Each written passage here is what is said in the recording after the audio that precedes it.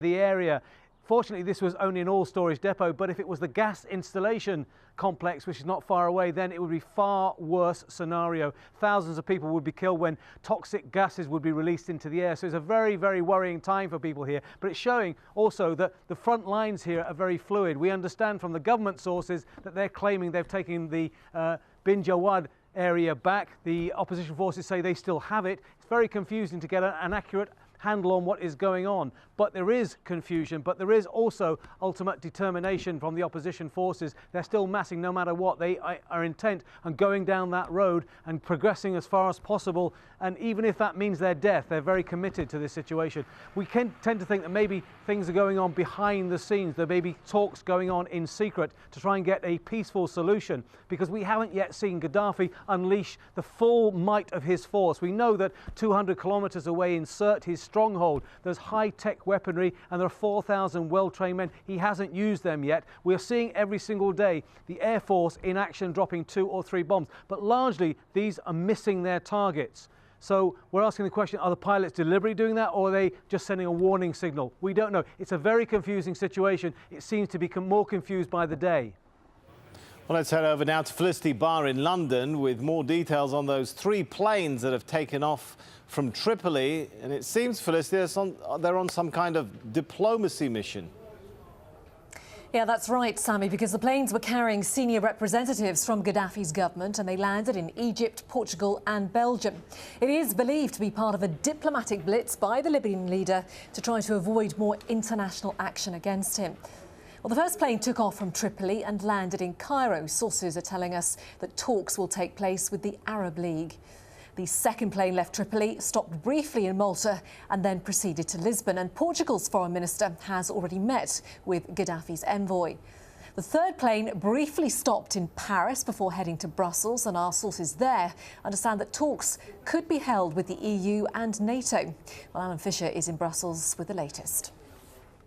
The takeoff of the 3 planes was first reported on Twitter. That sent everyone scrambling to find out who was on board and where they were going. It's now become clear that one touched down in Cairo, one went on to Portugal so that the person on board that flight can have discussions with the Portuguese foreign minister, and a third flight, we're told, went to Paris and then on to Brussels.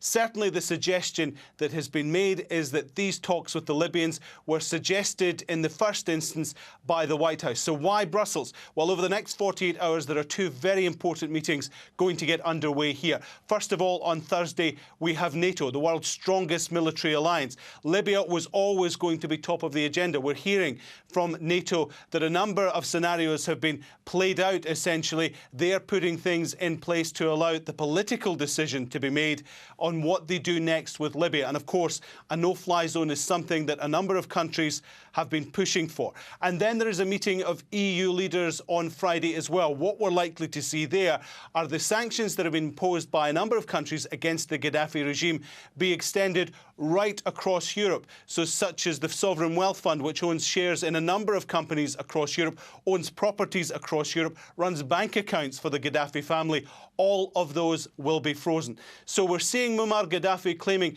substantial victories militarily in Libya at the moment, but also it now looks as if there's a diplomatic offensive underway to speak to the African Union, the EU and NATO. What will develop will become clear, hopefully, within the next 48 hours. But it certainly is a very interesting development, and Brussels here, right at the heart of what's going to happen. Well, before that delegation from Libya landed in Brussels, Europe's foreign policy chief had gone on the offensive. Catherine Ashton called for the world to turn its back on Muammar Gaddafi and, quote, send him back into the cold. All this as NATO told AlJazeera it has no plans to intervene. Barnaby Phillips has the latest. A no-fly zone over Libya's skies, enforced above all by America's military might. It sounds simple. Fighter jets, monitoring or AWACS aircraft, and electronic surveillance to stop the Libyan Air Force from bombing rebel forces or civilians. In practice, it may not be so simple. An abstract no-fly zone, when you're just simply not allowing military aircraft to not pass through, that doesn't actually help prevent bloodshed on the ground. So a no-fly zone without it being coupled by military strikes is quite futile. Information on Libya's air defences is hard to come by, but according to recent research by one analyst, there are some 30 surface-to-air missile sites, most on the heavily populated coast. So how do you hit them without risking civilian casualties? And what about the history of these operations? During the first Gulf War, a no-fly zone was created in northern Iraq. Later, it was extended to the south. It helped protect Kurdish and Shia populations from Saddam Hussein's air force. Then a no-fly zone was established in Bosnia. It restricted Serbian forces, but didn't prevent the killing of 8,000 people in the Srebrenica massacre. There are political as well as practical problems. At the UN, Russia and China are wary of deeper involvement, whilst after the fiasco of the Iraq War, some Western military planners are cautious. NATO is definitely not looking to intervene in Libya. We have asked our military to conduct necessary planning to be prepared for all eventualities, but we have not taken any operational decision. Western countries will want to know how much support there is for a no-fly zone in the Arab world, and defence chiefs will be warning that even a supposedly limited operation can have unpredictable consequences. Barnaby Phillips, Al Jazeera. Well, meanwhile, a London mansion owned by Saif Gaddafi, son of the Libyan dictator, has been occupied by a group of activists. The group, calling itself Topple the Tyrant, said it would stay until the house and other properties were returned to the Libyan people. Al Jazeera's Emma Haywood reports. Well, this is the home of Saif Gaddafi, one of the sons of Muammar Gaddafi. So, in effect, this large house in this exclusive part of North London is, in effect, a Gaddafi family asset. It's worth around $15 million.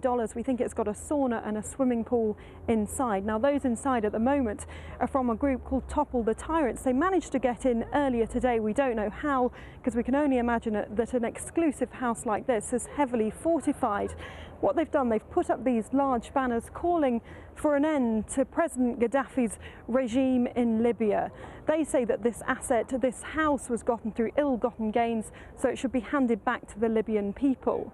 Now, a short while ago, a group of Libyan men also arrived. They managed to get in through a window here. They said they won't damage the property while they're inside. They got up on the roof, and they've said that this house now belongs to the Libyan people and it should be handed back to them.